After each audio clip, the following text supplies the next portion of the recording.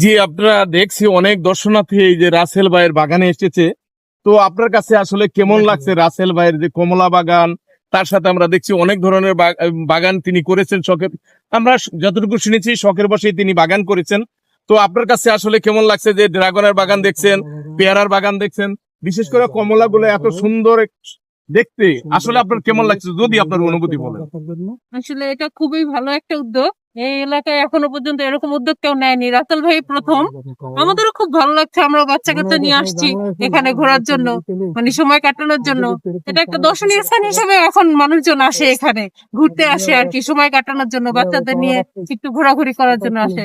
এটা খুবই ভালো একটা কাজ, খুবই ভালো একটা উদ্যোগ। আপনি কি মনে করেন যে শিবচর তথা মাদারীপুরের সবাই এই ধরনের বাগান ছোট হলেও বাগান করা উচিত? হ্যাঁ, অবশ্যই। বর্তমানে আমার মনে হয় যদি চাকরির পিছনে না ছুটে এরকম যদি কোন রকম উদ্যোগমূলক কোনো কাজ করা যায়, সেটা সবার জন্যই ভালো। সেটা আমাদের পরিবেশের জন্য ভালো, আগামী সমাজের জন্য ভালো। এটা আমাদের আজকের সমাজের বেকারত্ব হ্রাসের জন্য অনেক বড় একটা ভূমিকা পালন করবে। তো আপনি যদি মনে করেন যে আমরা কি এখানের ফল খেয়েছেন, এই যে কমলা অথবা অন্যান্য কোনো ফল খেয়েছেন এখানে? আমি মাত্রই আসলাম, এসে তো আমার দেখে খুবই ভালো লাগছে। যে আমি ভাবছিলাম যে এগুলো হয়তো এতটা ভালো না, হয়তো মানে এত সুন্দর হবে না, কিন্তু আসলে এখানে এসে খুবই ভালো লাগছে। অসংখ্য ধন্যবাদ।